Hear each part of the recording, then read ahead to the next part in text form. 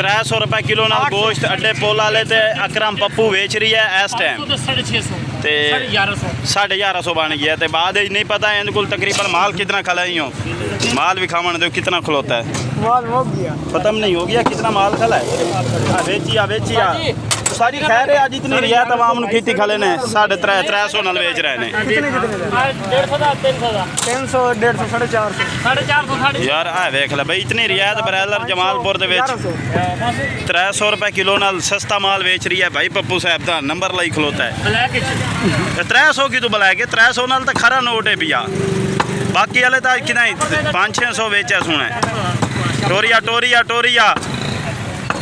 300 रुपए किलो के हिसाब नाल उस्ताद अकरम पप्पू वाल मशहूर कंपनी बेच रही है ब्रैलर का गोश्त तो तकरीबन कोई मांडेड माना ही चाहिए सरी एक बच्चा भी है अगर किसी भाई लमना हो तो जल्दी नाल अड्डे पोल वाले तो पहुँच जावे पप्पू भाई को 300 रुपए किलो नाल ब्रैलर गोश्त लै सकते हैं खरा गोश्त कई दो नंबरी कोई नहीं पप्पू साहब इवें गल है ना माशाल्लाह बड़ी गल है टोरी आना बंदा क्यों खलवाई खलोते हैं हैं भैया जल्दी टोरी आना बंदा बड़ा प्रेशर पाई खलोते हैं बंदे तेरे ते मियाँ कैश लवन वाला बंदा वखरा खलोता है पैसे लई आंदा नाल ताकि कोई मारी कुट्टी ना हो जाए अकरम पप्पू नाल बड़ी गल है 300 रुपए किलो मुर्गी आजकल के दौर बेचनी बड़ी औखी है भाई हाँ तो वो तो गल है ना हुण मांडे तेरा माल तो मुक ही जाना हाँ बस हूँ माल मुका मैं तो तेन को नहीं आखा मुका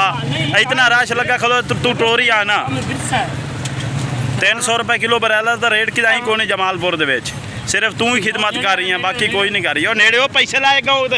पैसे लैया क्या बात है अकरम पप्पू साहब ताज़ा माल है सारा बेहतरीन मैं खुद चेक किया ना गिना सारे खरा माल